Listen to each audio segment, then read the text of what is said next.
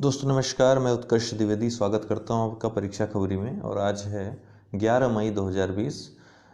सुबह की इस वीडियो में हम करंट अफेयर्स और महत्वपूर्ण परीक्षाओं जुड़ी खबरों के बारे में बात करते हैं। तो परीक्षाओं संबंधित कोई नई अपडेट नहीं है आपके लिए। करंट अफेयर्स को हम देखेंगे। इससे पहले मैं बता दूं कि लेट्स क्रैक यूपी एग्जाम्स में उत्तर प्रदेश से जुड़ी सभी परीक्षाओं की तैयारी एक साथ एक प्लेटफॉर्म पे कराई जाती है, तो आप लोग यहाँ से संपूर्ण लाभ ले सकते हैं। सबसे पहले बात करेंगे 11 मई की। तो 11 मई आज है। आज राष्ट्रीय प्रौद्योगिकी दिवस मनाया जाता है, नेशनल टेक्नोलॉजी डे मनाया जाता है। किसके उपलक्ष्य में? 11 मई 1998 को 3 घटनाएं हुई थी प्रौद्योगिकी संबंधित। देखिए, विज्ञान और प्रौद्योगिकी में क्या अंतर होता है अगर पूछा जाए तो सरल शब्दों में अंतर ये है कि विज्ञान क्रमबद्ध ज्ञान को कहते हैं। क्रमबद्ध और व्यवस्थित लॉजिकल तार्किक ज्ञान को हम विज्ञान कहते हैं। यानी ये सिद्धांतों का एक समूह होता है जिसको हम विज्ञान कहते हैं। इन सिद्धांतों का प्रयोग जब हम अपनी लाइफ में करने लगते हैं, इनका प्रयोग करते हैं, उपयोगी बना लेते हैं इनको, तो हम इसको प्रौद्योगिकी कहते हैं। लेकिन ये प्रौद्योगिकी हमेशा ही उपयोगी हो, ये जरूरी नहीं है। जैसे कि चाकू बनाया गया सब्जी काटने के लिए, लेकिन अगर आप अपना गला काटेंगे उससे तो वो उपयोगी की जगह पे क्या हो जाएगा, वहाँ पे आप उसका दुरुपयोग कर रहे हैं। तो विज्ञान ये डिसाइड नहीं करता है कि हमारी जो प्रौद्योगिकी होगी वो अच्छे कार्य के लिए प्रयोग होगी या फिर बुरे कार्य के लिए प्रयोग होगी। तो मैं इसलिए कह रहा था क्योंकि आप हमेशा सही सोचें, सकारात्मक सोचें और जो प्रौद्योगिकी है उसका सही ढंग से सही कार्य के लिए ही इस्तेमाल करें। क्योंकि कहा गया है कि विज्ञान अगर वरदान है तो दूसरे अर्थों में अगर उसका दुरुपयोग हो तो वो अभिशाप भी बन जाता है। इसका सबसे ज्वलंत उदाहरण देखिए, बैटरी डिस्चार्ज हो गई। इसका सबसे ज्वलंत और सबसे बड़ा उदाहरण अगर है तो परमाणु बम है। परमाणु बम की जो सोच थी, जो उसको बनाने के पीछे सोच थी, वो अच्छी थी। ठीक है, ऊर्जा निर्माण करना इसके पीछे एक सोच थी जब इसका निर्माण शुरू हुआ था कि इससे बहुत सारी एनर्जी पैदा की जा सकती है, उसका उपयोग किया जा सकता है। लेकिन जब ये परमाणु बम बन गया, अर्थात जब ये परमाणु बम के रूप में, विनाशक हथियार के रूप में जब ये बन गया और जापान में जब ये हमला हो गया, तब इसके विज्ञान के अभिशाप का रूप, प्रौद्योगिकी के अभिशाप का रूप हमको दिखाई पड़ा। तो वही है कि विज्ञान वरदान है या अभिशाप, तो इस उदाहरण से समझा जा सकता है। हालांकि बहुत सारे उदाहरण हैं, खुद आपका इंटरनेट है, इंटरनेट पे अच्छे कार्य भी होते हैं, बुरे कार्य भी होते हैं, साइबर क्राइम भी होता है। तो ये आपके मनुष्य के ऊपर है जो प्रौद्योगिकी का इस्तेमाल कर रहा है, कि अच्छे के लिए इस्तेमाल कर रहा है या बुरे के लिए इस्तेमाल कर रहा है। तो आज राष्ट्रीय प्रौद्योगिकी दिवस है, इसलिए हमको ये थोड़ा सा भाषण देना पड़ा। लेकिन हम बहुत ज़्यादा चीज़ों को आगे नहीं बढ़ाएंगे, फालतू बात करने से कोई मतलब नहीं। आप सब समझदार हैं, इन सब बातों को भली भांति समझते हैं। 11 मई 1998 को ऑपरेशन शक्ति सफल परीक्षण हुआ था। ऑपरेशन शक्ति क्या था अभी मैं बताऊंगा आपको। और इसी के उपलक्ष्य में मुख्यतः यही जो सबसे बड़ा आज मतलब 11 मई को जो ऐतिहासिक घटना थी, वो सबसे बड़ी ऐतिहासिक घटना यही थी। इसके साथ ही 2 और प्रौद्योगिकी के क्षेत्र में इस दिन कमाल दिखाए थे भारत ने। दूसरा जो था, पहले स्वदेशी एयरक्राफ्ट हंसा 3, जो कि एक ट्रेनिंग एयरक्राफ्ट था, ट्रेनिंग दी जाती थी इस पर, इसका सफल परीक्षण हुआ था पहली बार, हंसा 3 का।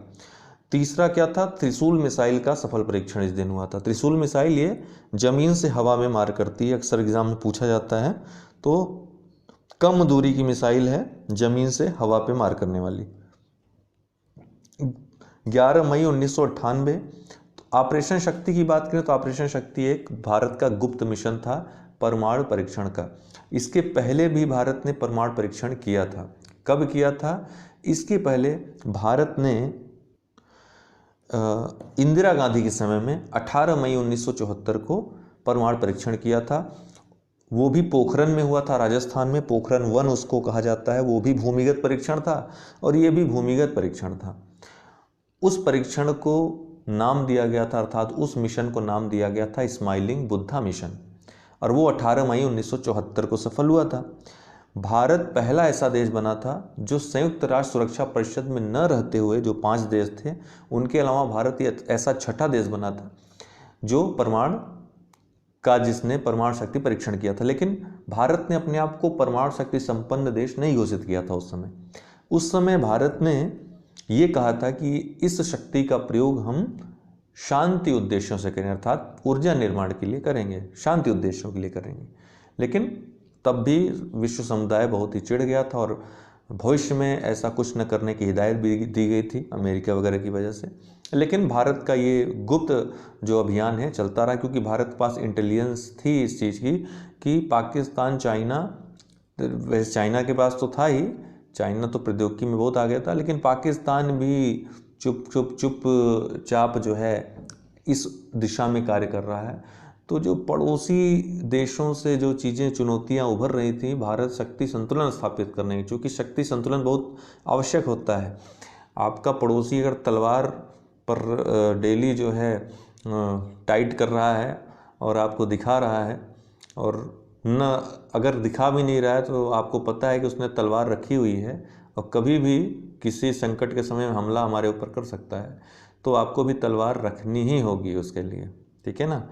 तो जब आप तलवार रख लोगे तो फिर आपके ऊपर तलवार उठाने से पहले 100 बार वो सोचेगा। तो इसको शक्ति संतुलन का सिद्धांत कहते हैं।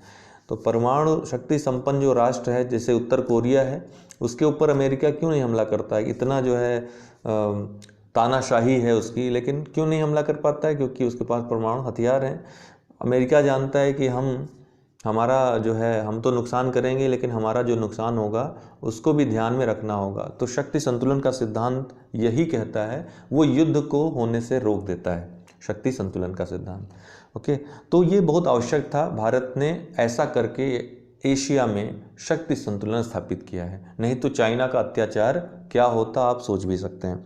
तो 11 मई 1998 को ऑपरेशन शक्ति, ये 2 दिन हुआ था, याद रखिएगा, 11 मई को और 13 मई को। और सबसे बड़ा अंतर जो यह था पहले परमाणु परीक्षण इसमें, कि पहले परमाणु परीक्षण में सिर्फ परमाणु बम का विस्फोट कराया गया था, परमाणु बम का परीक्षण हुआ था। लेकिन इसमें फ्यूज़न और फिशन, अर्थात संलयन और विखंडन, दोनों ही अभिक्रियाओं का परीक्षण हुआ था। अर्थात यहाँ पे परमाणु बम के साथ साथ हाइड्रोजन बम का भी परीक्षण किया गया था। तो भारत पूर्ण परमाणु शक्ति संपन्न देश बन गया इस दिन। 5 इसने परीक्षण किए थे, 3 11 मई को, 13 मई को 2 परीक्षण इसने किए थे, कुल 5 परीक्षण पोखरण 2 में। ओके, 1998 में ऐसा किया था भारत ने। तो इस तरह से ऑपरेशन शक्ति सफल हुआ और भारत ने अपने आप को परमाणु शक्ति संपन्न देश घोषित कर दिया। और चिढ़न तो थी ही, कई देशों ने प्रतिबंध भी लगाया, आर्थिक प्रतिबंध भी लगाने की घोषणा की। लेकिन बाद में पाकिस्तान ने 28 मई 1998 को चिढ़कर ही परीक्षण कर डाला और उसके बाद पाकिस्तान की कलई भी खुल गई। उसका जो अब्दुल कादिर खान था, जो कि परमाणु जो वहाँ का मिशन था उसका सब कुछ करता धरता वही था, पर्दाफाश हुआ कि उसने लीबिया, ईरान और नॉर्थ कोरिया को परमाणु शक्ति, जो परमाणु बम की टेक्निक है, उसको बेच दिया है। उसका पर्दाफाश हुआ। वैश्विक समुदाय ने महसूस किया कि हाँ, भारत के लिए ये आवश्यक था, परमाणु बम रखना आवश्यक है, ताकि जो है शक्ति संतुलन स्थापित रह सके इस क्षेत्र में।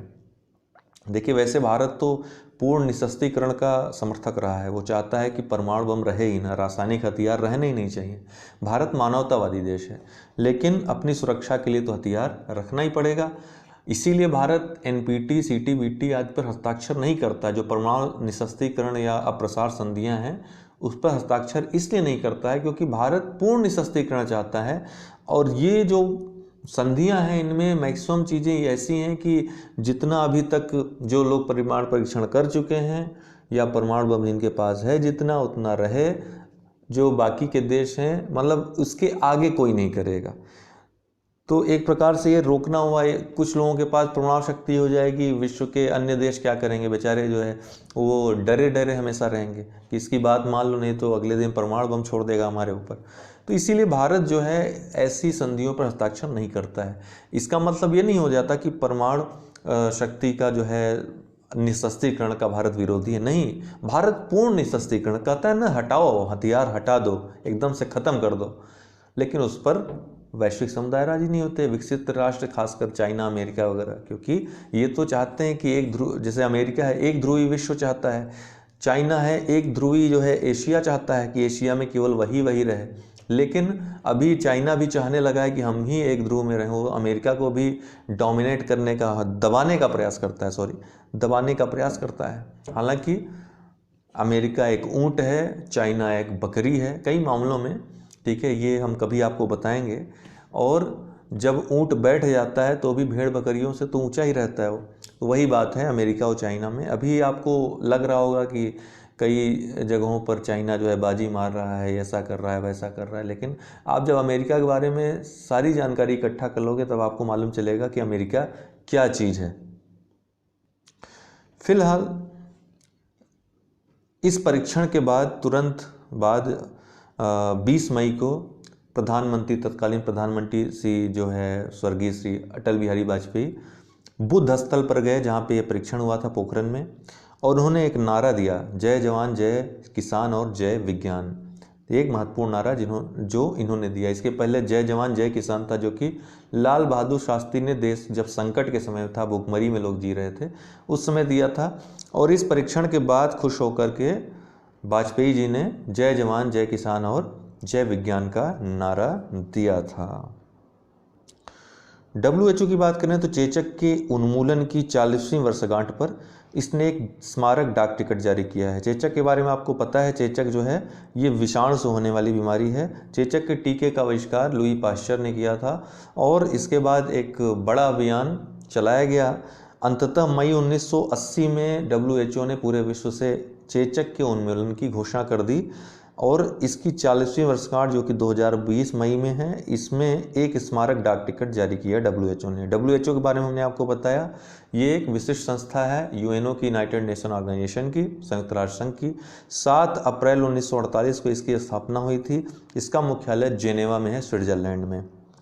अंतर्राष्ट्रीय समुद्री संगठन IMO काफ़ी चर्चा में रहा, विशेषकर एक निर्णय को लेकर जो कि भारत के लिए थोड़ा सा निराशाजनक था, थोड़ा क्या बहुत निराशाजनक। इसने निर्णय ये लिया कि 1 जनवरी 2020 से व्यापारिक जहाज जो हैं, विश्व स्तर पे जितने भी व्यापारिक जहाज हैं, 0.5% से अधिक सल्फर सामग्री वाले ईंधन का उपयोग नहीं कर सकेंगे।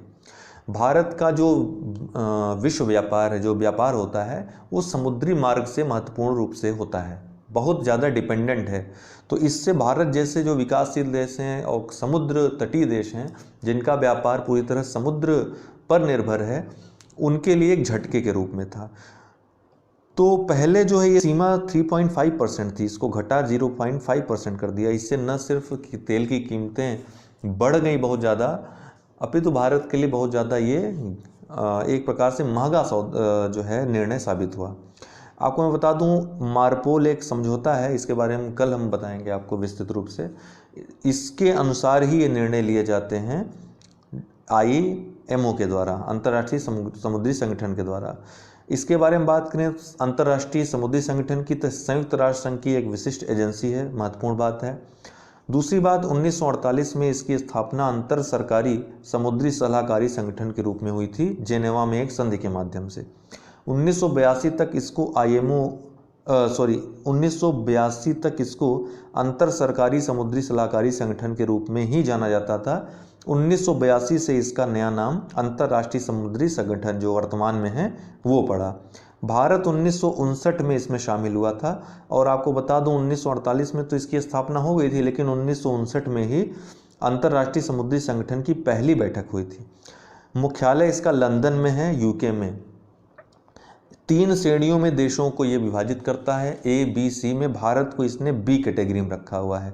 A कैटेगरी में वो देश आते हैं जिनके लिए जो जलयान जो उद्योग है वो महत्वपूर्ण स्थान रखते हैं।